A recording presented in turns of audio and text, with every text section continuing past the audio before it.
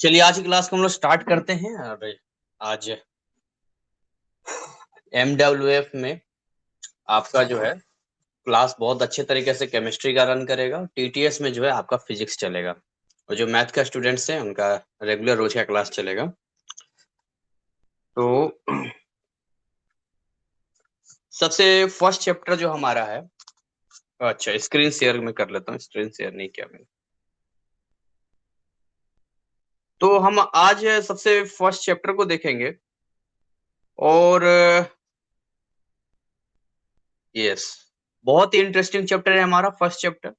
और स्टार्टिंग के चैप्टर जो होते हैं केमिस्ट्री का बेस होता है, तो अगर आपको स्टार्टिंग के चैप्टर में पकड़ है तो आप बहुत अच्छे तरीके से चीजों को समझ सकते हैं, अंडरस्टैंड क्लियर कर सकते हैं।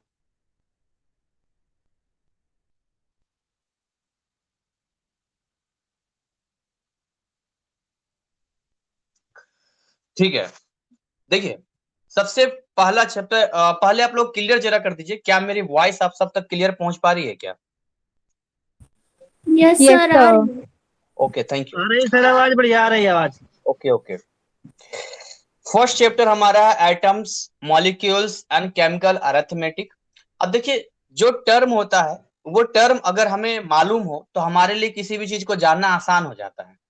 तो मुझे पता है आप सबको मालूम है और मेरे बहुत सारे वीडियोज आप सबने देखा है और आपका रिवाइव जो है भी हो रखा है। तो आप सबने बेसिक वाला वीडियो देखा था क्या? जो मैंने बोला था इसे अच्छे से करके रखना आप लोगों ने। Yes sir. सर ठीक है, एटम्स का बेसिक मीनिंग मैं आपको छोटा समराइज कर देता हूं। फिर भी ये कहानी तब की है, मैं एक एग्जांपल लूंगा आपको। जैसे ईंट ले लीजिए, ईंट को हम लोग मैटर कहेंगे, कोई भी होता है मैटर होता है। अब जो मैटर होता है हमारा, वो क्या करता है? तो भैया जो मैटर होता है वो होता है जिसके पास अपना स्पेस होता है, ऑक्यूपाइज स्पेस करता है, मास होता है, उसको हम लोग मैटर कहते हैं। तो अगर उसको मैटर कहते हैं तो मैटर किससे मिलके बना होता है? तो मैटर जो मिलके बना होता है वो मिलके बना होता है पार्टिकल से। अगर मैं यहाँ लिखता हूं ये है मैटर, ये किससे मिलके बना है? ये मिलके बना है पार्टिकल से। अब ये जो पार्टिकल्स होते हैं ये किससे मिलके बने होते हैं? तो और छोटे छोटे पार्टिकल से मिलके बने होते हैं, जिससे हम लोग क्या बोलते हैं? मॉलिक्यूल्स बोलते हैं। ये सारी चीजें क्लियर हो चुकी है। और ये जो मॉलिक्यूल्स होता है वो जिनसे मिलके बना होता है उसी को हम लोग एटम कहते हैं। तो हमें थोड़ा सा क्लियर समझना पड़ेगा कि हमारा जो मॉलिक्यूल होता है, जिस मॉलिक्यूल की हम बात करते हैं, यहाँ पर हम इसकी मॉलिक्यूल की हम लोग बात कर रहे हैं, वो एटम से बड़ा होता है। फॉर एग्जाम्पल, अगर हम एटम की बात करते हैं, वो आगे आप पढ़ेंगे कि एटम के 3 फंडामेंटल पार्टिकल्स होते हैं, इलेक्ट्रॉन, न्यूट्रॉन, प्रोटॉन। वो इस चैप्टर का हिस्सा नहीं है, ठीक है। वो आप सेकंड चैप्टर पढ़ेंगे, उसमें डिटेल में पढ़ाया जाएगा आपको। तो अभी फिलहाल आप यही जान लीजिए कि जो मॉलिक्यूल्स होता है वो एटम से मिलकर बना होता है। और आपको डिफरेंस क्रिएट करना और डिफरेंस जानना बहुत ही जरूरी है।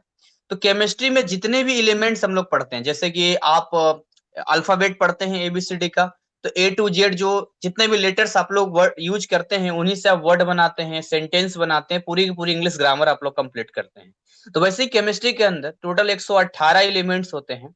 आपको 118 बिल्कुल याद नहीं करना है, आपको केवल 1 से 20 तक याद करना है, जिसका जिक्र ऑलरेडी मैंने 3 बेसिक क्लासेस में कर चुका हूं। और आप सबको, अगर आपने नहीं देखा है तो फिर से देखना चाहिए। तो यहाँ पर जो है उसमें हाइड्रोजन से लेकर कैल्शियम तक आपको याद रखना चाहिए, उसका एटॉमिक नंबर सीरियल वाइज में, और उसके मास भी आपको याद रखना चाहिए। तो ये एटम्स हो गया। तो जैसे मैंने बोला हाइड्रोजन, तो जैसे मैंने नॉर्मली मतलब बोलते हैं ना, जैसे हाइड्रोजन, ऑक्सीजन ऐसे बोलते हैं, जैसे ये मैंने बोला हाइड्रोजन बोला, तो जैसे मैंने हाइड्रोजन बोला तो हाइड्रोजन मीन्स व्हाट? अब आपको यहाँ पर पूछना पड़ेगा कि सर आप हाइड्रोजन मॉलिक्यूल की बात कर रहे हैं या हाइड्रोजन एटम की बात कर रहे हैं? क्योंकि अगर मैं हाइड्रोजन एटम बोलूंगा तब आप सिंपली बोलेंगे H, और अगर मैं हाइड्रोजन मॉलिक्यूल बोलूंगा तो आप बोलेंगे H2। This is the difference. ये डिफरेंस होता है यहाँ पे। क्योंकि जब आप एटम बोलते हैं तो हमेशा वो इंडिविजुअल, सिंगल, अकेला पाया जाता है। लेकिन जब आप किसी भी मॉलिक्यूल की बात करते हैं तो मॉलिक्यूल में क्या जाता है, उसमें या तो मिनिमम 2 एटम तो होना जरूरी है। एक जैसे एटम भी हो सकते हैं और वो डिफरेंट भी हो सकते हैं। जैसे कि अगर मैं लिखता हूँ CO2, तो आप CO2 को क्या कहेंगे? ये एक मॉलिक्यूल है, साथ में कंपाउंड भी बन जाता है। अब कंपाउंड इसलिए इसको कहेंगे क्योंकि कंपाउंड कहता है कि एक फिक्स रेशियो में जब कोई एलिमेंट्स, 2 एलिमेंट्स, 3 एलिमेंट्स जब फिक्स रेशियो में आपस में मतलब एक फॉर्मूले का निर्माण करते हैं, तो उसको हम लोग मतलब उसको हम कंपाउंड बोलते हैं। तो कंपाउंड तो है ही है, लेकिन अगर हम मॉलिक्यूल लेवल पे बात करते हैं तो हमारा मॉलिक्यूल भी है। H2SO4, what is this? ये सारे क्या है? कंपाउंड के साथ साथ मॉलिक्यूल भी हमारा पर आता है। तो हमने एटम समझ लिया, हमने मॉलिक्यूल समझ लिया, केमिकल अरिथमेटिक का क्या मतलब होता है। तो देखिए, ये बात आपको समझना पड़ेगा कि केमिकल रिएक्शन क्या होता है। सबसे पहले अगर आपको केमिकल रिएक्शन मालूम है तो आप केमिकल अरिथमेटिक भी जानेंगे। अरिथमेटिक का मतलब होता है जो जोड़ घटाव गुना भाग जो भी किया जाता है कहीं पर भी, उसी को अरिथमेटिक कहते हैं। जैसे मैथ में भी आप अरिथमेटिक के बारे में पढ़ते हैं। तो अगर आप केमिकल की बात करते हैं तो ऑब्वियसली केमिकल रिएक्शन के बारे में जानेंगे। तो सवाल है केमिकल रिएक्शन होता क्या है। तो बहुत ही सिंपल है, और केमिकल रिएक्शन अपने लाइफ में रोज हम करते हैं, एवरी डे। खाना बनाते हैं ना, वो सब केमिकल रिएक्शन में है। दीवार पे पेंट करते हैं, केमिकल रिएक्शन में है। चूने की पुताई होती है, कलर करते हैं। चूना पत्थर लाते हैं, उसको हम लोग पानी में डालते हैं, पानी ठंडा होता है, नॉर्मल होता है वो, लेकिन जैसे उसमें हम लोग व्हाइट वाला चूना डालते हैं वो पानी उबलने लगता है, वहां भी क्या हो रहा है? केमिकल रिएक्शन हो रहा है। तो ये केमिकल रिएक्शन का भी जिक्र मैं बेसिक वीडियोज में कर चुका हूँ, बट बेसिक थोड़ा सा मैं आपको केवल बताना चाहूंगा। जैसे मान के लिए ये लिया ए और ये लिया बी। तो केमिकल रिएक्शन कहता है कि जब आप कोई सब्सटेंस लेते हैं और उनके मिलाने के बाद अगर कोई नया सब्सटेंस तैयार होता है, जैसे कि यहाँ पर मान के चलिए बना C+D।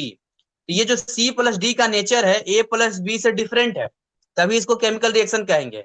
ऐसा नहीं है कि यहाँ पर जो है, मान के चलिए लेट बी सपोज 2 ग्राम चीनी लिया और यहाँ 5 ग्राम नमक ले लिया और मिला दिया, तो यहाँ पर 7 ग्राम नमक और चीनी मिल गया। तो उसका स्वाद कहाँ गया? वो तो अभी भी नमक, वो अभी भी चीनी है। तो उसको हम केमिकल रिएक्शन नहीं कहेंगे।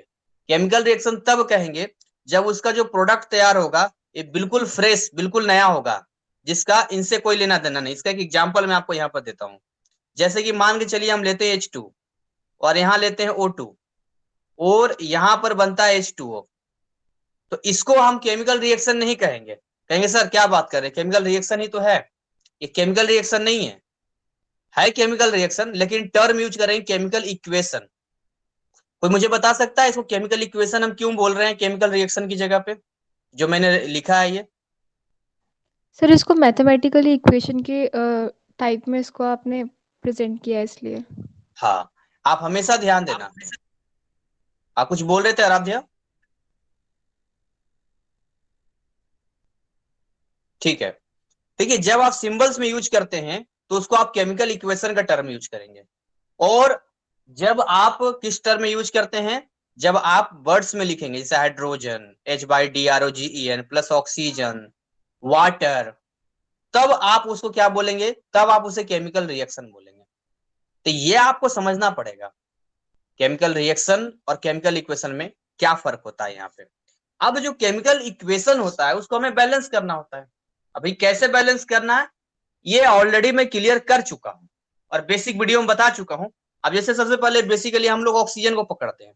अब यहाँ पे देखिए ये 2 ऑक्सीजन है इधर, हम लोग एटम्स को करेंगे इंडिविजुअली, हाइड्रोजन है तो आप देखिए इधर की साइड को हम लोग रिएक्टेंट कहेंगे, ये कहलाता है रिएक्टेंट और ये कहलाता है प्रोडक्ट। तो रिएक्टेंट की साइड में जितने भी नंबर ऑफ आइटम्स जिसका भी आप एलिमेंट्स का लेते हैं, जैसे हाइड्रोजन एलिमेंट की बात करते हैं, इधर 2 हाइड्रोजन है, इधर भी 2 हाइड्रोजन है, वेल एंड गुड, बहुत बढ़िया। इधर 2 ऑक्सीजन है और इधर केवल एक ही ऑक्सीजन है। तो आप समझिए यहाँ पर अनबैलेंस है ये। तो बैलेंस करना क्यों जरूरी होता है ये हमें समझना पड़ेगा, क्योंकि जब हम बैलेंस करते हैं तो इसके पीछे कोई बड़ा कारण होता है। ऐसे बिना कारण के साइंस में कोई काम नहीं होता है। तो यहाँ पर पहले बैलेंस करते हैं। देखिए, हमने कहा कि ठीक है ये 2 है ना, तो चलो यहाँ भी तुमको 2 दे देते हैं, लेकिन इसकी वजह से अब हाइड्रोजन में बदलाव आ गया। अब हाइड्रोजन हो गया 4, तो यहाँ भी हमें 2 लिखना पड़ेगा। तो बहुत ही बेसिक जो कि सब लेते हैं वही मैंने भी लिया है यहाँ पर आपको समझाने के लिए।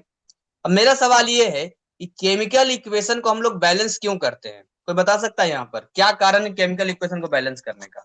कोई reason? To follow law of conservation of mass. Yes, to follow law of conservation of मास।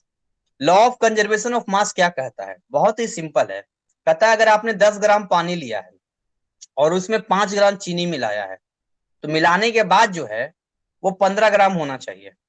ना 15 ग्राम से कम होना चाहिए, ना 15 ग्राम से ज्यादा होना चाहिए, यानी मास जो है वो कंजर्व होना चाहिए। अब इस हिसाब से जितना मैंने हाइड्रोजन लिया है और जितना ऑक्सीजन लिया है, जितना हाइड्रोजन लिया है, जितना ऑक्सीजन लिया है, इन दोनों को जोड़ने पर जो मास आएगा वही मास इसका होना चाहिए। तभी हम कहेंगे कि ये बैलेंस है। और बैलेंस करना इसलिए जरूरी कि नेचर में हमने जो मटेरियल लिया है उतना ही प्रोडक्ट बनना चाहिए। तो conservation, law of conservation of mass को फॉलो करते हैं। मैं एग्जांपल से और भी समझाना चाह रहा था आपको कि आखिर कब हम केमिकल रिएक्शन या केमिकल इक्वेशन का टर्म यूज करते हैं। हाइड्रोजन का जो नेचर होता है ना, वो हाइड्रोजन का नेचर होता है कैसा, तो देखते हैं विस्फोटक, हाइड्रोजन बम वगैरह या विस्फोटक की तरह होता है। ऑक्सीजन का जो नेचर होता है ना, वो सपोर्ट करता है, बर्निंग को सपोर्ट करता है। लेकिन जो वाटर का नेचर होता है इन दोनों से बिल्कुल अलग होता है, ये उल्टा और आग बुझाने का काम करता है। तो यहां पर आप देखेंगे,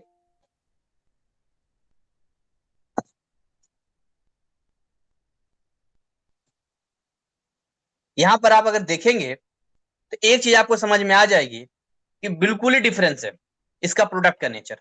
चलिए आगे बढ़ते हैं, ये सब बहुत डिटेल में जिक्र हो चुका था। तो ये तीनों टर्म हमने यूज किया है। और अभी जो मैंने आगे जो टर्म लिखा था ना, जिसमें आगे 2 लिखा था, वही हम लोग स्टोइचियोमेट्रिक कोफिशिएंट बोलते हैं, और वही टर्म जो केमिकल अरिथमेटिक के टर्म से ये नाम जान रहा है। तो केमिस्ट्री सबसे पहले होता क्या है, एक लाइन में समझते हैं। कहता chemistry is the study of matter, chemistry is the study of matter and the changes it undergoes. ये लाइन अपने आप में बहुत कुछ कहता है। एक मिनट होल्ड करना जरा आप लोग।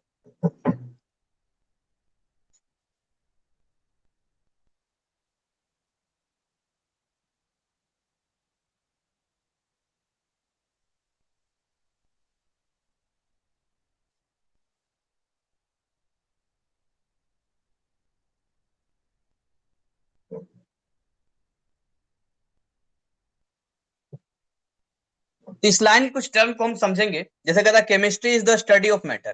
केमिस्ट्री, फिजिक्स में आप क्या पढ़ते हैं, आप फोकस कीजिए, फिजिक्स में क्या पढ़ते हैं। फिजिक्स में हम मोशन के बारे में पढ़ते हैं। क्वांटम फिजिक्स में जाते हैं तो फिर हम उसके अंदर के कहीं ना कहीं हम लोग मॉलिक्यूल्स के बारे में पढ़ते हैं, उसके अंदर के मूवमेंट के बारे में पढ़ते हैं। दैट्स अ डिफरेंट थिंग हो जाता है। बायोलॉजी में आप क्या पढ़ते हैं, उसमें आप फंक्शंस पढ़ते हैं बॉडी के बारे में, कैसे बॉडी या प्लांट का कैसे काम होता है, ये आप पढ़ते हैं। लेकिन अगर आप केमिस्ट्री की बात करते हैं तो केमिस्ट्री के अंदर आप देखिए, केमिस्ट्री के अंदर जो है आपको क्या पढ़ना है, मैटर के बारे में पढ़ना है। मैटर को आप जान चुके हैं, मैटर क्या होता है। जो भी चीज आपको दिखाई दे रहा है सब मैटर, जो नहीं भी दिखाई दे रहा है वो भी मैटर है, जिसके पास अपना मास है और स्पेस ऑक्यूपाई करता है। तो कहता था चेंजेज इट अंडरगोज। अब उसमें क्या क्या चेंज होता है ना, उसमें ये कैसे अंडरगोज, कैसे चेंज हो रहा है, इस चीज को जब बारे में पढ़ते हैं तो वही केमिस्ट्री है। जैसे अब कलर नीला से पीला हो रहा है, व्हाइट से ब्राउन हो रहा है, कहीं पर हीट नहीं था लेकिन हीट प्रोड्यूस हो रहा है, अब हम हीट दे रहे हैं तो कुछ और नया बन रहा है, क्या चेंज आ रहा है, इस चीज की जब स्टडी करते हैं। सॉलिड है, सॉलिड से लिक्विड कन्वर्ट हो रहा है, लिक्विड से गैस कन्वर्ट हो रहा है। जब इन चीजों के बारे में पढ़ते हैं तो हम कहते हैं कि हाँ हम केमिस्ट्री पढ़ रहे हैं, केमिस्ट्री के अंदर की हम बात कर रहे हैं यहाँ पर। और ऐसा बिल्कुल नहीं है केमिस्ट्री के अंदर कैलकुलेशन नहीं है, केमिस्ट्री के अंदर बहुत ही बारीक कैलकुलेशन होता है। इतनी ही बारीक कैलकुलेशन जैसा कि सुनार और बनिए का होता है। बनिए की दुकान पर बड़ा बड़ा कैलकुलेशन होता है, आटा 50 किलो 20 किलो बड़ा बड़ा होता है, पर सुनार की दुकान पे बहुत छोटा छोटा कैलकुलेशन होता है, क्योंकि वहां पर जो सोना लेने आते हैं लोग वो बहुत ही 2 ग्राम 1 ग्राम ऐसे लेने आते हैं, तो बहुत ही बारीक होता है। वही केमिस्ट्री है आपका। केमिस्ट्री के अंदर आपको डेसिमल सिस्टम बहुत कंप्लीट होना जरूरी है। डेसिमल सिस्टम में चाहे कैसा भी डेसिमल हो, आपको मल्टीप्लीकेशन आना चाहिए, डिवीजन आना चाहिए, सम्स आना चाहिए, सब्ट्रैक्शन आना चाहिए, सब आना चाहिए आपको। आपका हाथ तभी तेज चलेगा। बाकी टाइम के साथ आपको लॉग वगैरह भी बता दिया जाएगा, वो तो नई चीज है जो सीखेंगे, लेकिन जो बेसिक का था वो आपको आना चाहिए। आइए आगे हम बात करते हैं, ज्यादा टाइम ना गवाते हुए। केमिस्ट्री हमारे सब जगह इर्द गिर्द में और हर जगह आपको देखने को मिलता है, और सेंचुरी से इस पे काम चल रहा है। टेक्नोलॉजी वगैरह में सारा हर जगह केमिस्ट्री है। आप कोई ऐसा जगह नजर अपने घर में दौड़ा के देखिए कहाँ केमिस्ट्री नहीं है। आपके वो जो वॉलपेपर है, आपका जो मोबाइल बना, ये भी केमिस्ट्री यहाँ पर है, यहाँ भी केमिस्ट्री है। आपका कोई फोटो घर में टंगा होगा, वहां भी देखिएगा जो है वो भी केमिस्ट्री, वहां भी कहीं केमिकल रिएक्शन से काम हो रहा है। जहां भी कलर आपको दिख रहा है सब केमिस्ट्री है। एवरी जगह बिना केमिस्ट्री को तो कुछ संभव ही नहीं, हर जगह आपको केमिस्ट्री दिखाई देगा। तो केमिस्ट्री से आप बच नहीं सकते हैं, या ये नहीं कह सकते भाई केमिस्ट्री यहाँ पर नहीं है, हर जगह केमिस्ट्री आपको मिलेगा। तो मोल कंसेप्ट के बारे में यहाँ पर दिया, हम आगे जानेंगे मोल कंसेप्ट क्या होता है। बस इतना ही आपको समझाऊंगा मोल के बारे में, कि जैसे किसी भी चीज को मेजरमेंट करते हैं, आप देखिए डिस्टेंस को मीटर में कन्वर्ट मतलब मेजर करते हैं, आप टाइम को सेकंड में मेजर करते हैं। ठीक वैसे ही किसी मैटर की क्वांटिटी को जब हम लोग मेजरमेंट करने के लिए जाते हैं तो दो ऑप्शन हमारे पास होता है। जब आप मार्केट में जाते हैं तो दो ऑप्शन आपको दिया जाता है। ये जो मोल कंसेप्ट का टर्म लिखा है इसी के ऊपर मैं आपको बता रहा हूं कि दो कंसेप्ट यहाँ पर दिया जाता है। अगर आप पहले कंसेप्ट की बात करते हैं, ये दो कंसेप्ट देता है आपको। एक तो देता है, देखिए, एक तो मास के हिसाब से देता है, कोई भी सामान आप मास के हिसाब से खरीद लीजिए, या दूसरा जो है आप नंबर के हिसाब से खरीद लीजिए, कुछ भी आप ले लीजिए नंबर के हिसाब से। आप कोई भी जैसे कॉपी लेना है आपको, तो एक हुआ कि भाई नंबर के हिसाब से ले लो, 1 दर्जन 2 दर्जन नंबर के हिसाब से ले लिया। और एक हो गया ऐसा कि हम लोग मास के हिसाब से ले रहे हैं, 1 केजी 2 केजी। तो इसी पर जो है हमारा मोल कंसेप्ट है, जो आगे हम सीखेंगे उस पर बहुत ही इंपॉर्टेंट है मोल कंसेप्ट। आगे हम लोग बढ़ते हैं। अब बात करते हैं यहाँ पर कि जो वर्ड होता है स्टोचियोमेट्री का मतलब क्या होता है। तो इसमें देखिए ये होता है कि जो मेजर करते हैं एलिमेंट को, देखिए लिखा भी होगा, डेराइव ग्रीक स्टेच्योर मतलब एलिमेंट, मेट्रोन मतलब मेजरमेंट, यही होता है कि कितना हम क्वांटिटेटिव एक्सेप्ट करते हैं, कितना हम उस चीज को समझते हैं। जो आगे आप बैलेंस करने के लिए टर्म यूज करते हैं, आगे और भी देखेंगे इससे क्या चीजें मिलती है। मीनिंग आपसे नहीं पूछेगा, आपको इसका फंक्शन पता होना चाहिए। और इसमें जो है आफ्टर रीडिंग दिस लेसन आपकी लायक हो जाएंगे। देखिए आप इसमें स्कोप ऑफ केमिस्ट्री तो ऑलरेडी डिटेल में चर्चा हो चुकी है, इस पर हम नहीं बात करेंगे। Explain the atomic theory of matter, अब मैटर का जो एटॉमिक थ्योरी है उसको आप एक्सप्लेन कर पाएंगे। State the law of chemical combination, explain Dalton atomic theory, define the term element atom molecule. कुछ टर्म तो मैं पहले ही आपको बता चुका हूं, जैसे कि एलिमेंट क्या है, एटम क्या है, मॉलिक्यूल है। State the need of SI unit, SI unit की नीड हमें क्यों जरूरत पड़ती है। एसआई यूनिट की नीड की जरूरत अगर हम बात करें तो देखिए अगर अलग अलग देश का अपना अपना मेजरमेंट है तो एक देश के अंदर तो समझ में आता है, बट इंटरनेशनल लेवल पे जब हम बिजनेस करेंगे तो वहां पर फिर कंफ्यूजन क्रिएट हो जाएगा। इसी वजह से जो है एक standard international of standard unit हम लोग इस्तेमाल करते हैं, जो कि हर देश में मान्य होता है ये। तो उसके एक लिस्ट भी है एसआई यूनिट का, 7 बेस एसआई यूनिट होता है, बाकी तो डेराइव में चला जाता है यहाँ पर। ये सारी चीजें यहाँ पर हम देखेंगे, सारी चीजें हम समझेंगे, इंपेरिकल मोलिकुलर फार्मूला, ये सारे टर्म है जो आप सीखेंगे इस चैप्टर में। तो आगे हम लोग बढ़ते हैं। स्कोप ऑफ केमिस्ट्री, तो इसमें बहुत ज्यादा मुझे बताने की जरूरत नहीं है, आप इसमें खुद भी लिख सकते हैं। कोई ऐसी बात नहीं है यहाँ पर, बस आपका थोड़ा इंग्लिश ग्रामर अच्छा होना चाहिए, बाकी आप बना के खुद ही लिख लेंगे। तो ये कोई नई चीज नहीं छुपा हुआ है, कोरोना का टाइम से लेकर वैक्सीन से लेकर और बीमारियों में लेकर हेल्थ एंड मेडिसिन में बिना केमिस्ट्री काम थोड़ी ना होता है। आप देखिए कोई भी दवाई का पर्चा या कोई दवाई का लिफाफा आपके पास उसमें देखेंगे तो आपको वो केमिस्ट्री वाले ही चीजें वर्ड आपको दिखाई देगा वहां पे। इसके अलावा एनर्जी एंड इन्वायरमेंट में भी काम करता है ये। और बहुत सारी चीजें इसमें दिया है, फ्यूल वगैरह को लेकर दिया है, एक आंकड़े के हिसाब से जो हमारे पास जितना कोयला वगैरह है, तो जिस हिसाब से हम लोग कंज्यूम कर रहे हैं, एक टारगेट 80 साल के आसपास का है, 80 साल में जो है वो खत्म हो जाएगा। लेकिन यहाँ अगर हमने ज्यादा कर दिया तो 50 साल में भी खत्म हो सकता है, क्योंकि जिस हिसाब से इंडिया की आबादी ग्रो हो रही है। क्योंकि मेरी आर्ट्स पे बहुत अच्छी पकड़ है, सोशल साइंस पे, तो मैं पढ़ाता भी हूँ, क्लासेस भी लेता हूँ। पूरी दुनिया की आबादी जो है लगभग 700 करोड़ की आबादी है, पूरी दुनिया की आबादी, जिसमें से भारत की आबादी अगर आप देखेंगे तो 140 टच कर गया है। और अभी चाइना का वैसे 135 दिखाता है, पर मुझे लगता है 140 तो आराम से होगा। और चाइना का 144 है, 150 उसका मान लीजिए। तो ये हिसाब किताब लेके चलिए, 700 में चाइना और इंडिया, खाली आधा आबादी तो खाली चाइना और इंडिया में बसता है। आधा आबादी पूरी दुनिया का, पूरी दुनिया का आधा आबादी। देखिए आज की डेट में अगर आप करंट अफेयर में जाते हैं तो यूक्रेन और रसिया की लड़ाई में रसिया पर सब चीज बैन कर रखा है, यानी रसिया जो है किसी भी चीज को एक्सपोर्ट नहीं कर सकता है। इसी वजह से गेहूं का दाम भी बढ़ गया है, क्योंकि रसिया और यूक्रेन में स्टेपी घास का मैदान पाया जाता है जहाँ बहुत अच्छा गेहूं होता है। तो रसिया पर जब बैन लगा दिया तो रसिया ने यूक्रेन के बंदरगाह जो होता है वहां पर भी गेहूं को, वहां पर वो मतलब बांध मतलब वहां भी वो कंट्रोल कर रखा है कि हम पर भी बैन हटाओ। ये सारी चीजें चल रही है, जिससे गेहूं का दाम भी बढ़ गया। इंडिया से बोला इंडियन में हम नहीं करेंगे। तो यहाँ पर आपको समझना पड़ेगा कि अभी जो हमारे पास फ्यूल की हम बात करते हैं, जिस हिसाब से हम चीजों को खर्च कर रहे हैं, वो हमें यही सोच समझ के खर्च करना पड़ेगा। क्योंकि जैसे हम जितने भी देशों से खरीदते हैं, हमारा जो भी फ्यूल वगैरह आता है, तो ओवरऑल एक आंकड़ा ये कहता है कि 50 से लेकर 100 साल के बीच का ये होता है यहाँ पे। तो यहाँ भी केमिस्ट्री का इस्तेमाल है, सोलर एनर्जी वगैरह का यहाँ पर है, और मटेरियल्स टेक्नोलॉजी में है, फूड एंड एग्रीकल्चर में है, नेचर ऑफ मैटर वगैरह जो है ये सब कर चुके हैं। लॉ ऑफ केमिकल कॉम्बिनेशन, ठीक है। लॉ ऑफ केमिकल कॉम्बिनेशन में सबसे पहले तो आपको किसी भी केमिकल रिएक्शन को जानने से पहले उसका फार्मूला तैयार रखना जरूरी है। आपको सबसे पहले उसका फार्मूला आना चाहिए। और फार्मूला कैसे बनता है, जिसके लिए आपको पॉजिटिव आयन और नेगेटिव आयन याद होना चाहिए उसकी वैलेंसी के साथ में। जैसे मैग्नीशियम तो Mg2+ होता है। अगर आप क्लोरीन की बात, क्लोराइड मतलब क्लोरीन की बात करते हैं, क्लोराइड जिसको बोलते हैं Cl-, तो मैग्नीशियम क्लोराइड MgCl2 बनेगा। ये चीज अगर आपको केमिस्ट्री के अंदर केमिकल फार्मूला बनाने आता है तो आपके लिए केमिस्ट्री उतनी ही आसान है जैसे कि आपको ABCD आता है, कुछ वर्ड्स आप जानते हैं तो आपको टेंस और वॉइस सिखा दिया जाएगा तो आप इंग्लिश बड़े आराम से सीख लेंगे। तो वैसे ही केमिस्ट्री के अंदर आपको एलिमेंट्स मालूम है, आपको ये पॉजिटिव और नेगेटिव आयन मालूम है, कुछ चीजें याद है, 8-10 होगा, जैसे HCl, हाइड्रोक्लोरिक एसिड, H2SO4, ये बेसिक बेसिक चीजें आपको याद है तो बढ़िया आपको रहेगा। देखिए father of the chemistry France के होता है, तो लेवोजियर को माना जाता है, एक साइंटिस्ट थे। और आगे जब हम लोग चलते हैं, जो मुझे बताना है इसमें,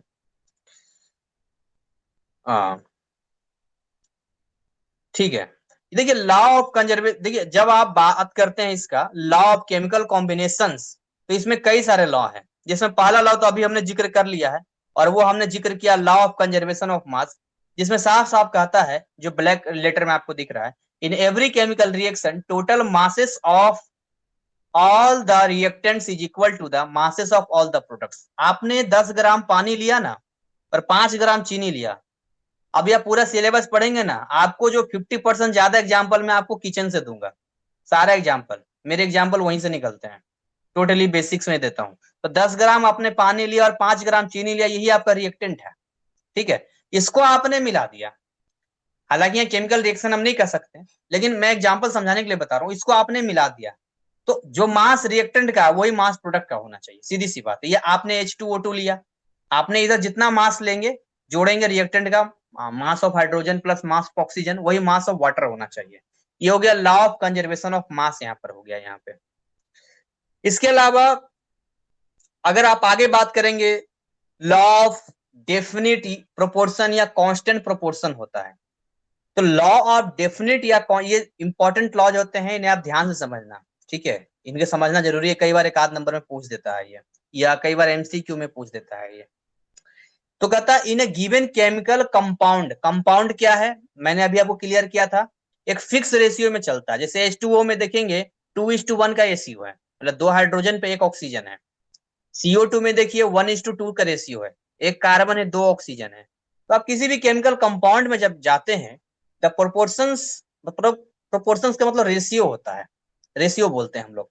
द प्रोपोर्शंस बाय मास, मतलब मास के रेशियो हिसाब से लेंगे हम लोग। अब हम अभी तो नंबर के हिसाब से मैं बता रहा था, पर मास के हिसाब से लीजिए। जैसे मैं H2O बोलूंगा, तो अगर मैं H2O बोलता हूं तो देखिए H2 मतलब 1 हाइड्रोजन 1 ग्राम होता है, तो 2 हाइड्रोजन 2 ग्राम हो गया, और सिंगल ऑक्सीजन है तो कितना हो जाएगा 16 ग्राम। तो 16 ग्राम हो गया, तो इसका रेशियो निकालेंगे तो 2:16 यानी 1:8 आ जाएगा, 2 8 16 कट जाएगा वो। तो in a given chemical compound the proportion by mass of the element that compose are it are fixed independent of the origin of the compound और इट्स मोड ऑफ प्रिपरेशन। ये साफ भाषा में कहता है कि देखो जी, पानी का फॉर्मूला जो है ना, वाटर का फॉर्मूला H2O होता है। बोला हाँ H2O होता है। कहता नाले का पानी लोगे ना, उसका भी फॉर्मूला H2O ही रहेगा। बोले अच्छा, समुद्र का पानी लोगे ना तब भी उसका फॉर्मूला H2O ही रहेगा। यानी कहने का मतलब है कि अगर मास के हिसाब से 4 ग्राम हाइड्रोजन है और 4 ग्राम नहीं, 2 ग्राम हाइड्रोजन है और 16 ग्राम ऑक्सीजन है, इतना मिल के H2O बना रहा है, तो यही रेशियो आपको हर जगह मिलेगा। और इसी को हम लोग कहते हैं लॉ ऑफ डेफिनिट या कांस्टेंट प्रोपोर्शन। प्रोपोर्शन मतलब रेशियो, जिसका रेशियो डेफिनिट है मतलब कांस्टेंट है, सीधी सी बात है। 1808 में ये दिया गया था। अब आप ध्यान से देखिए, प्रोस्ट एक साइंटिस्ट उन्होंने दिया था ये। अगर आप कालखंड को देखेंगे 1808 को, हम लोग 2022 में चल रहे हैं, तो आपको लगेगा कि ये तो हाल फिलहाल की चीजें हैं। बिल्कुल हाल फिलहाल की चीजें हैं।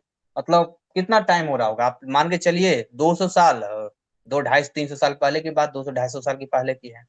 पर अफसोस की बात यह है, यहाँ पे मैं थोड़ा सा ऐड करूंगा, कि जिस टाइम पे यूरोपियन कंट्रीज अपने देश के अंदर फ्रांस हो गया, इटली हो गया, जर्मनी हो गया, ये अपने देश के अंदर जितना ये ग्रो कर रहे थे, हम इनके शिकार थे, हम ब्रिटेन के शिकार थे।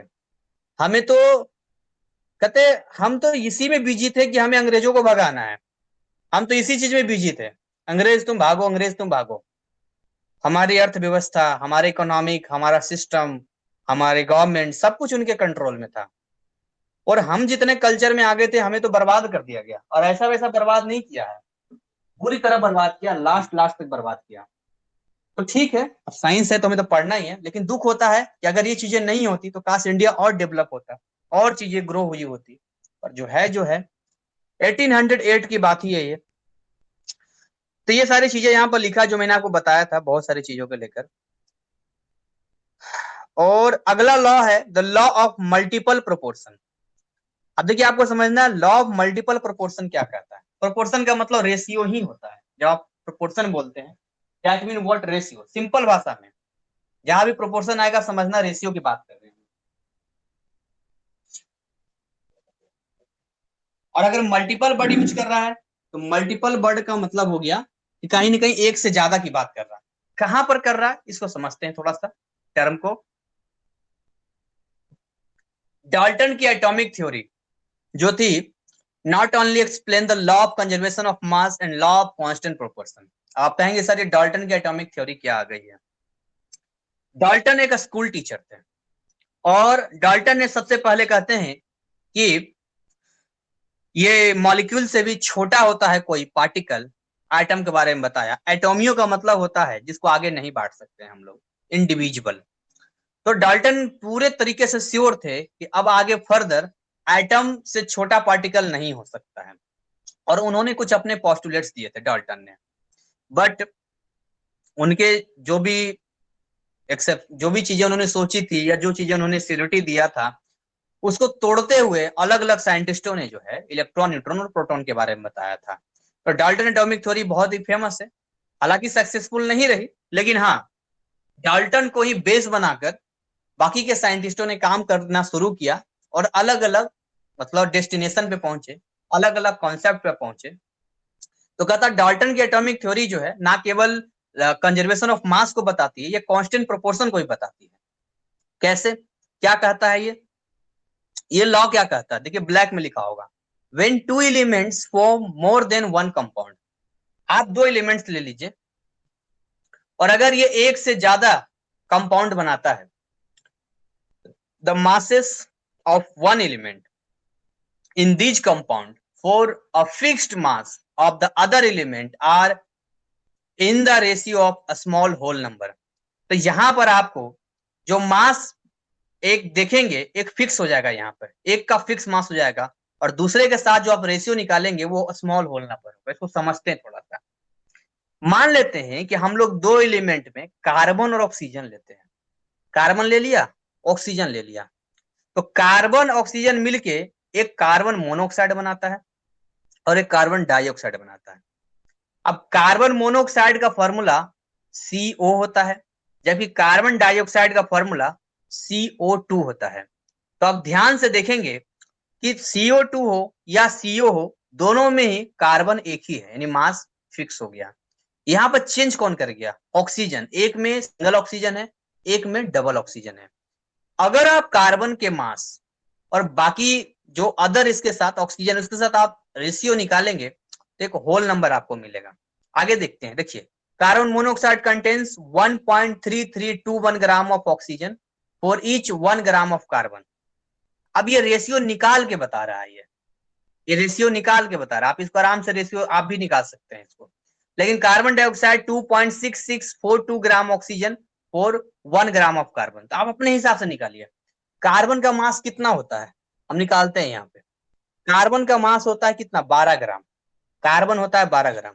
तो अगर आप CO लिखते हैं, CO, तो CO का रेशियो कितना जाएगा, 12, और नीचे कितना जाएगा, 16 जाएगा यहाँ पे, 12 16 जाएगा यहाँ पे।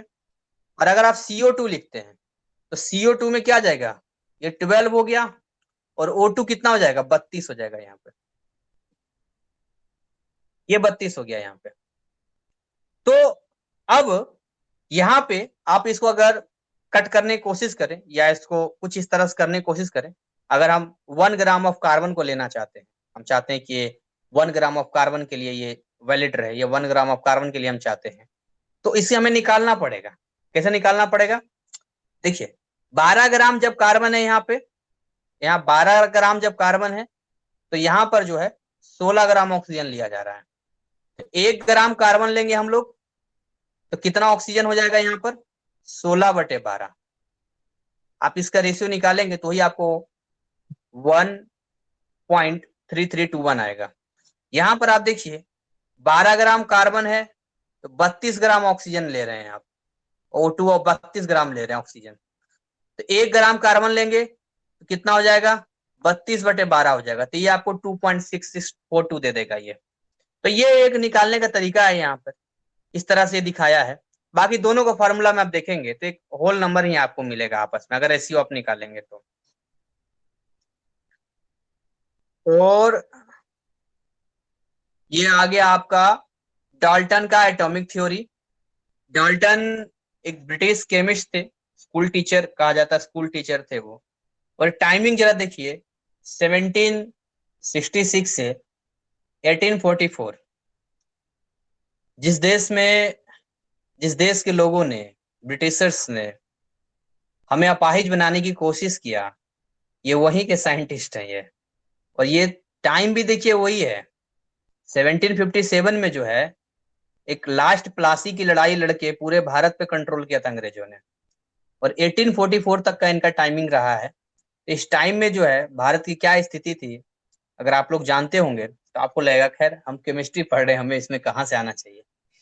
तो ब्रिटिश का ये था, यहाँ पर इन्होंने कुछ पोस्टुलेट्स वगैरह बताया था जो यहाँ पर सेक्शंस में दिया। पोस्टुलेट्स का मतलब होता है जो कुछ वो बताते हैं साइंटिस्ट लोग उस लॉ के रिगार्डिंग ने, तो वही होता है यहाँ पे।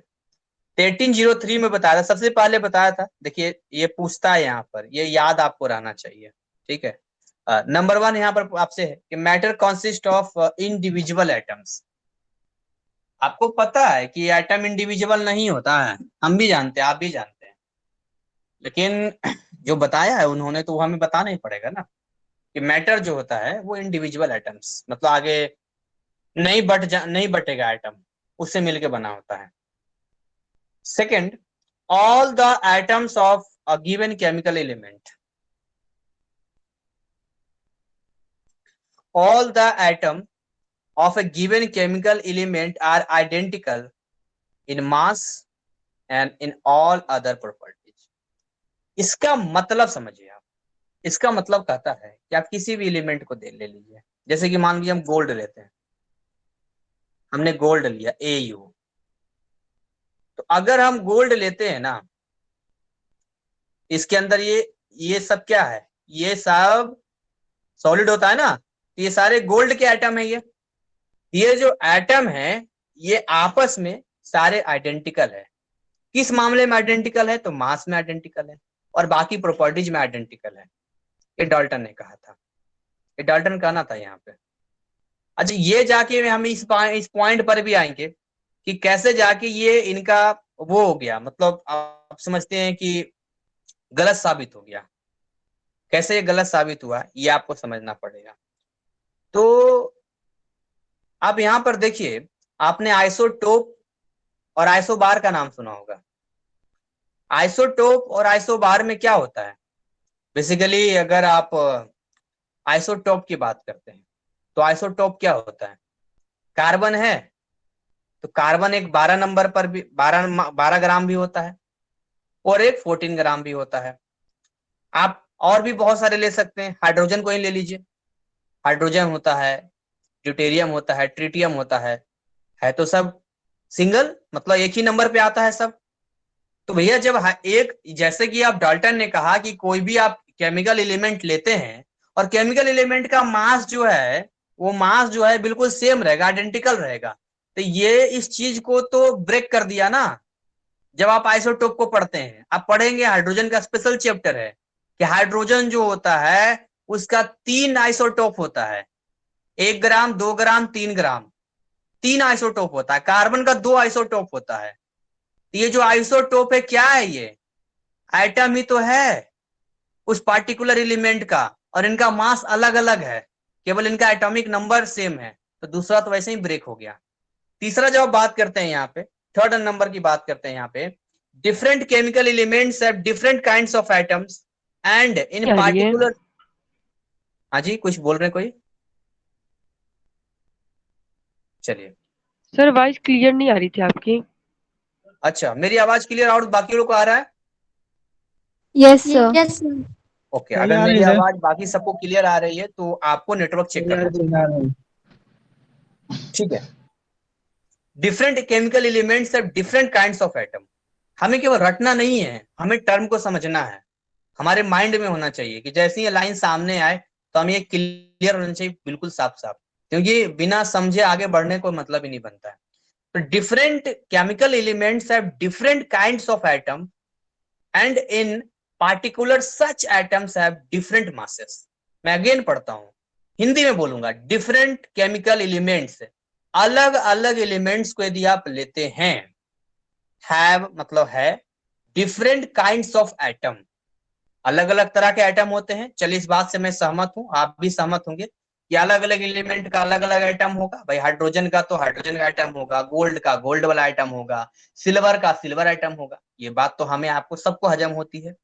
And in particular such atoms have different masses. और ये जितने भी अलग अलग एटम हैं, ये सब के सब अलग अलग मास होंगे। अब यहां पर मामला फंस जाता है, जहां ऊपर वाले में आइसोटोप में मामला फंस रहा था, आइसोटोप में मामला फंस रहा था, नीचे वाले में आइसोबार में मामला फंस जाता है। अब आइसोबार में मामला कैसे फंस जाता है? देखिए, आइसोबार क्या कहता है?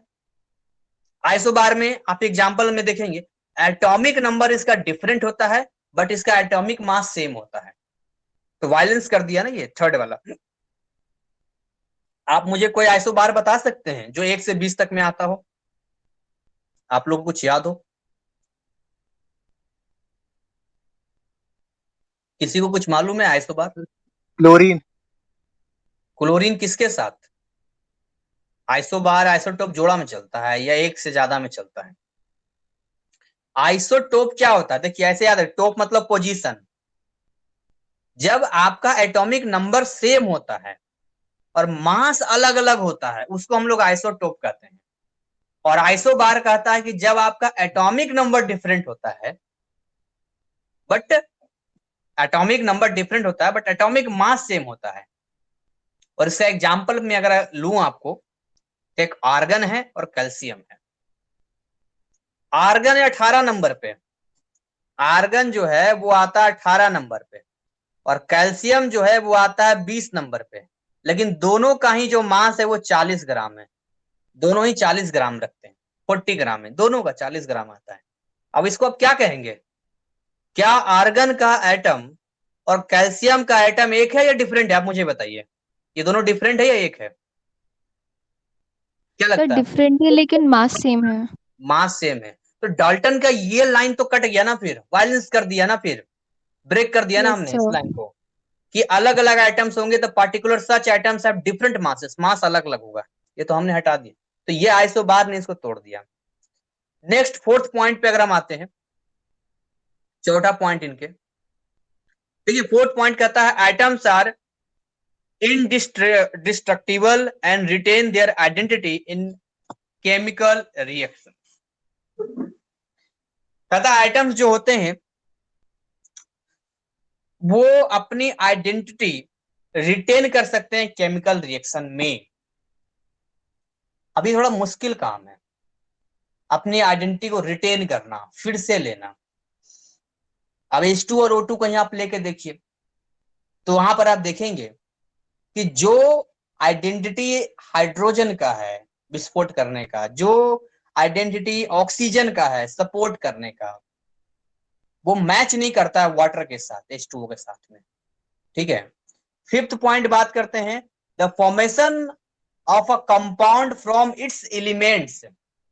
कोई भी कंपाउंड, जैसे H2SO4 लीजिए, तो H2SO4 में कितने एलिमेंट है? हाइड्रोजन हो गया, सल्फर हो गया, ऑक्सीजन हो गया ना, 3 एलिमेंट। CO2 कितने elements? 2 elements.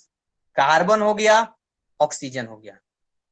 The formation of compound from its elements occurs through the combination of atom of unlike elements in a small whole number ratio। ये ठीक है, ये बात सही है, क्योंकि कभी भी आपने ऐसा नहीं देखा होगा H2.10 ऐसा आपने नहीं देखा होगा, एक होल नंबर में जाता है। होल नंबर मतलब नेचुरल नंबर में जीरो को ऐड करने पर होल नंबर होता है, मतलब जो आप गिनती का नंबर है उसमें जीरो खाली ऐड कर दिए वही होल नंबर 1 2 3, कोई डेसिमल वगैरह नहीं जाएगा। ये ठीक है यहाँ पे। तो इस तरीके से जो है ये डाल्टन के मैंने यहाँ पर बताया और समझाया आपको यहाँ पर। अच्छा इसमें जो है, हाँ अब देखिए इसमें कुछ चीजें आपसे पूछता है, जैसे Dalton's fourth postulate is clearly related to the law of conservation of mass. चौथा वाला जो होता है वो law of conservation of mass को रिलेट करता है, क्योंकि अगर आप फोर्थ वाले में आएंगे तो केमिकल आइडेंटिटी तो रिटेन नहीं करेगा, लेकिन हाँ मास के हिसाब से जितना मास है वहां मास उतना रहेगा, अगर मास के हिसाब से देखें तो फोर्थ पॉइंट किसको फॉलो करता है, रिलेटेड है लॉ ऑफ कंजर्वेशन ऑफ मास का। ठीक है, अपना डेफिनेट मास सबका होता है। और इसमें फिफ्थ पोस्टुलेट यहाँ पर जो दिया है वो लॉ ऑफ डेफिनेट प्रोपोर्शन को दिखाता है। यहाँ पर लॉ ऑफ डेफिनेट प्रोपोर्शन भी तो यही कह रहा था ना कि स्मॉल होल नंबर में ही रहेगा, वो तो यही बोल रहा था। बस उनका कहना ये था कि भाई कोई भी दो एलिमेंट्स हम लेते हैं और वो एक से ज्यादा कंपाउंड बनाता है, तो रिलेटेड तो उसी से है। तो ये कई बार पूछता है कि कौन सा लाइन जो है डाल्टन का लॉ ऑफ कंजर्वेशन ऑफ मास से रिलेटेड है, ये पूछता है कई बार, यहाँ बच्चे फंस जाते हैं।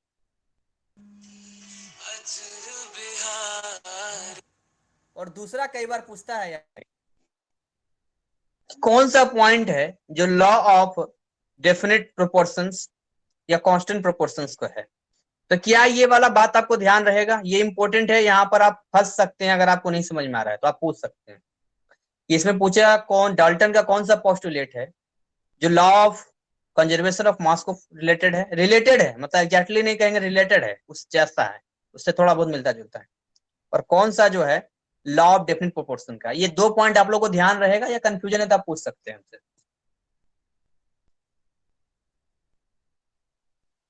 Sir law of definite proportions वाला पोस्टुलेट एक बार फिर से बता दीजिए। ठीक है, लॉ ऑफ डेफिनेट प्रोपोर्शन क्या कहता है।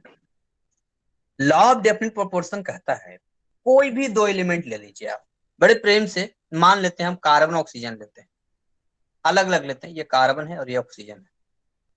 तो कहता है कि ये एक से ज्यादा यदि कंपाउंड बनाते हैं तो इन दोनों में कोई एक फिक्स रहेगा, जैसे ये फिक्स है, ये फिक्स है, लेकिन दूसरा वाला बदलेगा, तो ये CO हो गया, ये CO2 हो गया। ये तो बात समझ में आ गई। दूसरा कहता है कि जो फॉर्मूला बना है ये होल नंबर में होगा, रेशियो देखिए कार्बन एक है ऑक्सीजन एक है तो 1:1, यहाँ ये कार्बन एक है और ऑक्सीजन दो है तो 1:2। ये कहता है होल नंबर में जाएगा। आप मास के हिसाब से लेंगे तो भी होल नंबर में ही जाएगा, आप मास निकाल लीजिए, मास में जाएंगे तो भी आपको होल नंबर मिलेगा और यहाँ भी आपको होल नंबर मिलेगा।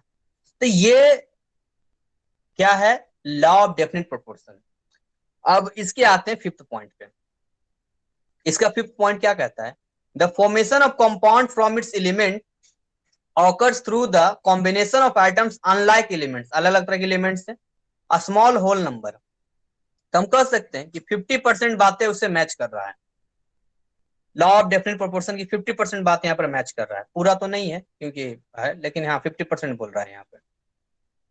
और 50% क्यों पूरा मैच कर रहा है, क्योंकि यहाँ पर अनलाइक बोल तो दिया है इसने, अनलाइक अलग अलग बोल तो दिया है इसने।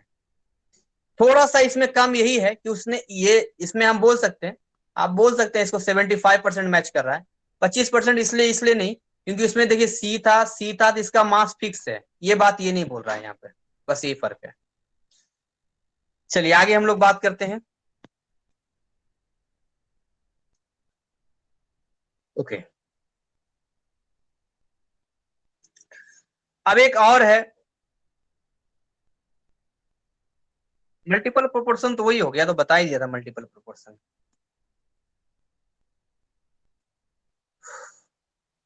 What is atom, building block है, आप जानते हैं बढ़िया से, इंडिविजुअल दिखाई नहीं देता है। मॉलिक्यूल्स कैसे बनता है, तो कम से कम डेफिनेट अरेंजमेंट होना चाहिए।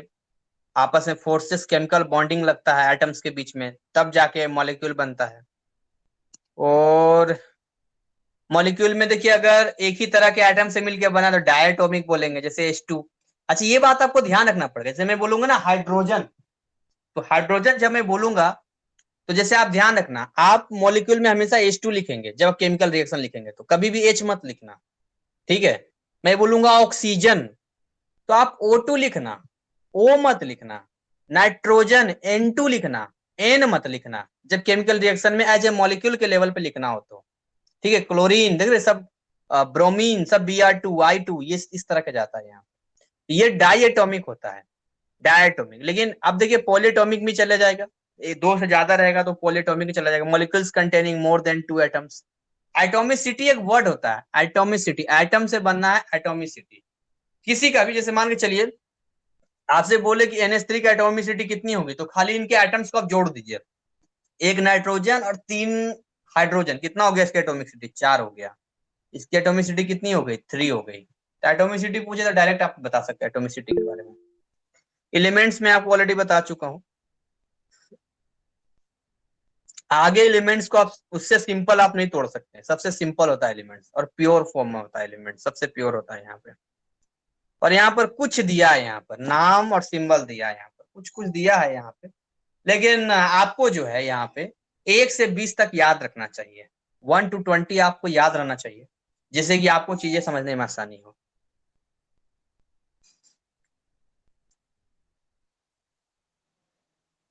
और यहाँ से आपका है इंटेक्स क्वेश्चंस 1.1, जिसमें chemistry plays a vital role in many areas of science and technology. What are those areas, वो कौन से एरियाज हैं।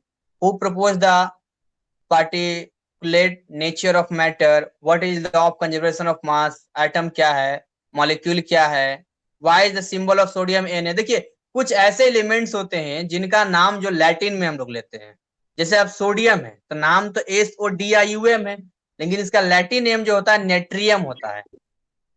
पोटासियम का कैलियम होता है, इसलिए पोटासियम का P से ना लिख के K लिखते हैं, तो ये लैटिन नेम में जाता है।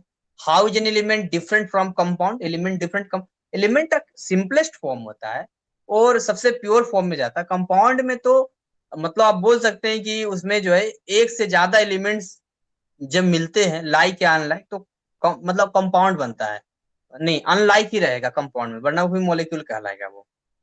SI यूनिट, तो SI यूनिट में आते हैं तो ये बेसिक आपको मैंने बता दिया है कि ये इंटरनेशनल लेवल पर जो है ये मतलब पूरे इंटरनेशनली एक ही जैसा चले इसके लिए बनाया गया। और ये देखिए यही होता है 7 बेस यूनिट होता है जो आपको याद रखना है यहाँ पे, वेरी इंपॉर्टेंट है और इसमें बहुत आपको याद होगा। जैसे कि लेंथ, तो लेंथ को हम लोग मतलब SI यूनिट मीटर होता है और इसका सिंबल M होता है। आप मास की बात करते हैं तो किलोग्राम हो गया, तो हम लोग इसका यूनिट क्या लिखते हैं, KG लिखते हैं। टाइम, सेकंड, इसको हम लोग छोटा है स्मॉल s लिखते हैं, लिखने का तरीका भी सीखना होगा आपको। इलेक्ट्रिकल करंट, तो एम्पियर, ये फिजिक्स में आप पढ़ेंगे, कैपिटल लेटर A होता है। टेम्परेचर के यूनिट देखिए डिग्री सेल्सियस भी होता है, केल्विन भी होता है, फ़ारेनहाइट भी होता है, लेकिन केल्विन उसका जो होता है वो स्टैंडर्ड यूनिट यानी SI यूनिट होता है, capital K। Amount of substance की बात करते हैं, जो मैं बता रहा था मोल, देखिए MOLE मोल है यहाँ पर, लेकिन जब आप लिखेंगे इनके सिंबल में तो केवल MOL लिखेंगे। ल्यूमिनस इंटेंसिटी जो है कैंडेला है, इसको स्मॉल c और स्मॉल d में लिखते हैं यहाँ पर। इसके अलावा कुछ प्रीफिक्स हम लोग यूज करते हैं, जैसे कि मीटर में आगे किलो लगा दिया तो किलोमीटर हो गया, है ना। सेंटी लगा दिया मीटर में तो सेंटीमीटर, मतलब मिली लगा दिया। तो कुछ मेन मेन आपको याद रखना चाहिए, ये चार्ट आपको दिया है तो मेन मेन आप याद रखेंगे, मेन मेन जैसे मेन मेन बताते हैं आपको जो आपको याद रहना चाहिए, ज्यादा इस्तेमाल होगा आपका, होने का तो कहीं से पूछ सकता है। जैसे कि आप किलो से वाकिफ हैं, पावर 3 होता है यहाँ पर, ठीक है, कहीं भी आप बोलेगा तो पावर 3 रखेंगे। मेगा आपसे पूछ, मेगा का ज्यादा यूज है फिजिक्स में भी, 10 की पावर 6 का, ऊपर वाले का उतना यूज नहीं है। और यहाँ पर नीचे अगर आप आते हैं तो इनका ज्यादा यूज है, माइक्रो, मिली, यहां से मिली आएंगे, -3 मिली होता है, -6 माइक्रो होता है, ठीक है, माइक्रो ऐसे करके लिखते हैं, इस तरह से माइक्रो हो गया, ये मिली हो गया यहाँ पे। और नैनो देखिए एन से नैनो और न से 9 तो -9 हो गया, और पीको हो गया -12, ये पिकोमीटर का हो गया यहाँ पे।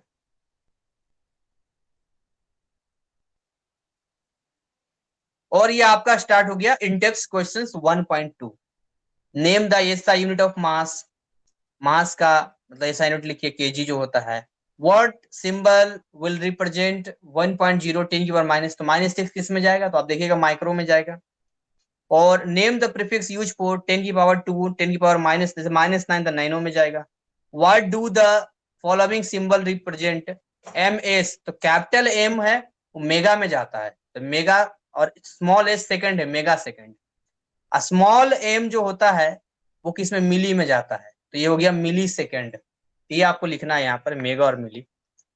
अब यहाँ पर है relationship between mass and number of particles. अब आते हैं रिलेशनशिप में कि कैसे जो है मास और नंबर ऑफ पार्टिकल में रिलेशनशिप हम लोग स्टेब्लिश करते हैं, उसको हम समझते हैं यहाँ पर। और यहां से हमारा मोल कंसेप्ट स्टार्ट होता है। देखिए मोल कंसेप्ट हार्ड नहीं है, बहुत इजी है। अगर आप मोल कंसेप्ट के बेसिक वे में समझाऊं मैं यहाँ पर मोल कंसेप्ट को, तो मोल कंसेप्ट कहता क्या है, जैसे अगर आपको निकालना है नंबर ऑफ मोल, तो नंबर ऑफ मोल दो तरीके से निकालते हैं हम लोग। एक हम लोग निकालते हैं किसके हिसाब से, मास के हिसाब से, और एक कैसे निकालते हैं हम लोग, नंबर के हिसाब से निकालते हैं।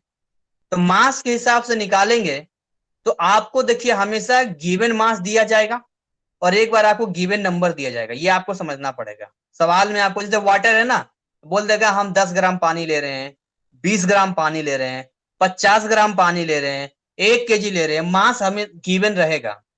कई बार नंबर में चलेंगे तो नंबर भी आपको गिवन रहेगा, ये भी कोई बड़ी बात नहीं है।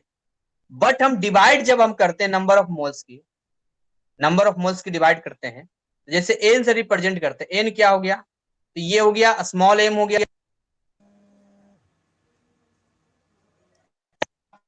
स्मॉल एम हो गया, इसको गिवन मास हम कहते हैं। और नीचे हम लोग लेते हैं मोलर मास। अब मोलर मास क्या होता है, तो अगर आप मोलर मास की बात करते हैं, जैसे H2O है, तो H2O का मोलर मास कैसे निकलेगा, तो 2 ग्राम हाइड्रोजन और 16 ग्राम ऑक्सीजन, तो कितना हो गया, ये 18 ग्राम हो गया। तो आपको याद रहेगा तो फटाफट मोलर मास निकाल देंगे। तो किसी का भी आप निकाल सकते हैं। जैसे मैं आपसे पूछूं यहाँ पे कि आप मुझे बताइए अगर मैं 36 ग्राम वाटर लेता हूं तो कितना मोल होगा, तो आप सिंपल क्या करेंगे, ऊपर यहाँ पर डाल देंगे 36 ग्राम और नीचे डाल देंगे 18 ग्राम जो उसका मोलर मास है, कट करेंगे, बोलेंगे सर 2 मोल आंसर आ गया, यहाँ पर इसका आंसर 2 मोल होगा। हो गया, आप सीख गए मोल। और क्या है मोल में इसमें। अब देखिए आगे यहाँ पर चलते हैं। अब आगे अगर हम नंबर में आते हैं, नंबर में कहा था देखिए एक तो गिवन नंबर होगा, अगर एन निकालते हैं तो मान लो इसको मैं एन बोल देता हूं, यहाँ पे ये गिवन नंबर आपका दिया जाएगा जो भी होगा। क्योंकि अगर आप किसी पार्टिकुलर एलिमेंट की बात करते हैं, उसके पास तो इतने सारे आइटम है कि आप उसको देख ही नहीं सकते है ना, वो तो करोड़ों अरबों में होता है ना, उससे भी ज्यादा संख्या होता है आइटम्स की। और नीचे एवोगाड्रो नंबर होता है 6.022 इंटू 10 की पावर 23। इसको हम लोग एवोगाड्रो नंबर कहते हैं। बड़े तेज होते थे पहले के साइंटिस्ट लोग, अपने नाम के ऊपर ही ना कुछ सेट कर लेते थे जो अपना खोजते थे ताकि दुनिया उनको याद रखे। तो 6.022 इंटू 10 की पावर 23 यहाँ पर लिया है। अब यहां से जो है ये आपको डाटा याद रखना पड़ेगा। दुनिया का जितना मोल है, 1 मोल वाटर कितना मॉलिक्यूल्स कितना आइटम, 6.022 इंटू 10 की पावर 23। अब ये डाटा सुनने में तो थोड़ा छोटा लगता है, लेकिन जब इसको आप जोड़े कैलकुलेट करेंगे, देखिए 6.022 यानी 3 जीरो हट जाएगा, तो 6.022 और उसके बाद 20 जीरो, 1 2 3 4 5 6 7 8 9 10 11 12 13 14 15 16 17 18 19 20। आप लगाते रहिए, 1 10 100 सब करते रहिए, इकाई दहाई सैकड़ा हजार करते रहिए, आपका जो है गिनती खत्म हो जाएगा, वहां पर रुक जाएंगे, लेकिन ये नहीं रुकेगा। ये जो होता है ना, ये 1 मोल में होता है। 1 मोल में आप इसी से इमेजिन कर सकते हैं या अंदाजा लगा सकते हैं कितना छोटा होता होगा, कितना छोटा होता होगा। दुनिया का कोई भी 1 मोल लेंगे इतना ही नंबर होगा, कोई भी 1 मोल की जब हम बात करेंगे तो यहाँ पे। तो ये आप सीख गए अब आप देखिए इसी में जो है आप इन दोनों को ही कोरिलेट कर देंगे, यहाँ पे इन दोनों को आपस में कोरिलेट कर देंगे, तो कोरिलेट करने पे आप क्या पाएंगे, आप पाएंगे कि दोनों को ये वाला और ये वाला हम इक्वल कर सकते हैं। तो इसमें एक स्मॉल एम, दूसरा कैपिटल एम और इधर 2 है, तो देखिए यहां भी नीचे फिक्स है, नीचे यहां भी फिक्स है, तो इन्हीं चारों में से कोई 3 आपको दे देगा। अभी 6.022 तो हटा दो, 3 ही बचा, 3 वेरिएबल बचा जो बदल सकता है। स्मॉल एम कौन कौन बचा, स्मॉल एम बचा, कैपिटल एम बचा और एन बचा। इन तीनों में कोई 2 दे देगा, तीसरा निकालने के लिए कहेगा आपको। आप यही कैलकुलेशन करेंगे, आपको निकल जाएगा और बन जाएगा। और ये आप तैयारी करके रखेंगे अगले क्लास तक, परसों ये इसकी क्लास होगी। आगे हम लोग बढ़ते हैं। तो ये सारी चीजें मैंने बता दिया, अवोगाड्रो कांस्टेंट वगैरह मैंने सब बता दिया है यहाँ पे। प्लस माइनस का खेल भी बता दिया मैंने। देखिए देख रहे हैं यहाँ पर 1 मोल ऑफ कार्बन, वही डाटा 6.022 10 की पावर 23 कार्बन का एटम। 1 मोल ऑफ O2 6.022 10 की पावर 23, सबका वही है। अगर आप गिनती में जाएंगे तो आपकी गिनती कम हो जाएगी लिखते लिखते।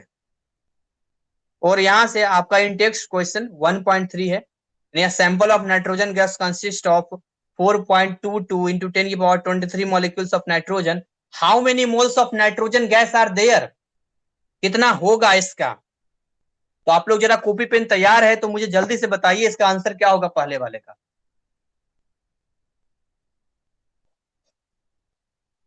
जल्दी करेंगे आप लोग और बताएंगे। पहला सवाल जो है, a sample of nitrogen gas consists of 4.22 into 10 power 23 molecules, ये दे दिया, गिवन है, कुछ नहीं करना है।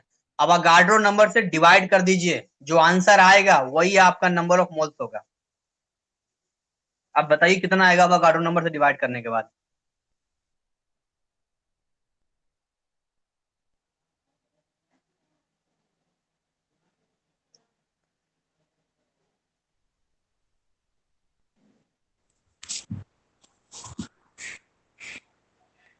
कितना आया,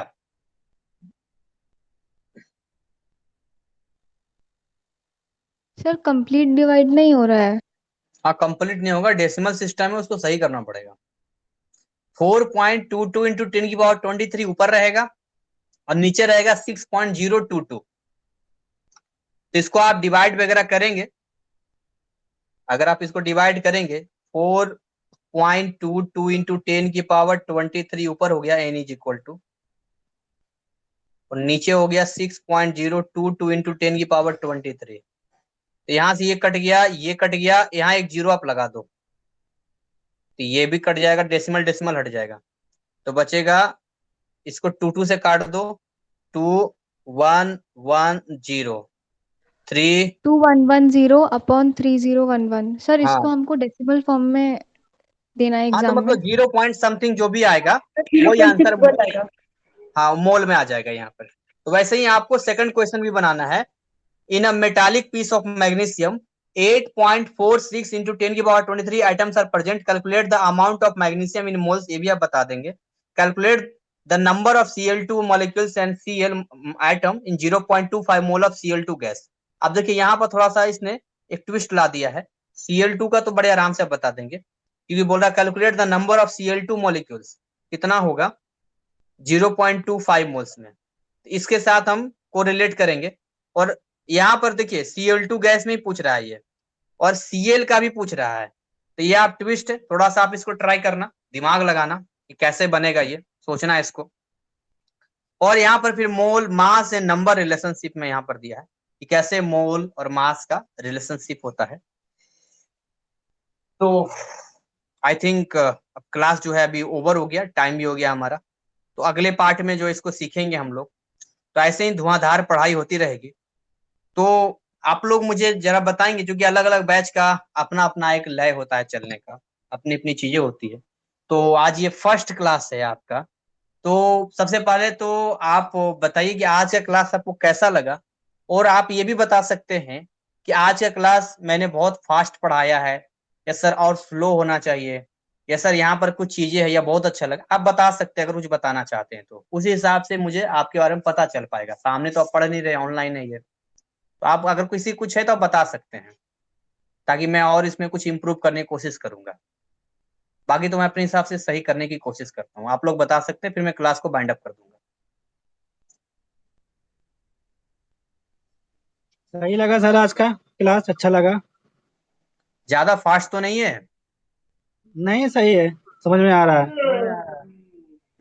समझ में आ ठीक रहा है, गुड। तो देखिए, आपका होमवर्क यही रहेगा कि ये इन टेक्स्ट हम कहाँ तक पहुंच गए थे। मोल, नंबर, यूनिट, सिग्निफिकेंस, इंटेक्स्ट 1.1, 1.2 और 1.3, ये आपका होमवर्क रहेगा। ये आप इसको इतना कंप्लीट करेंगे और परसों क्लास में चैप्टर को मैं फिनिश कर दूंगा। है। Okay sir. ठीक है, ठीक है सर। चलिए तो यहीं पर हम क्लास फाइंड अप करते हैं, परसों इसी क्लास ठीक है होगी। Sir. Okay, okay sir. Good night sir. Good night.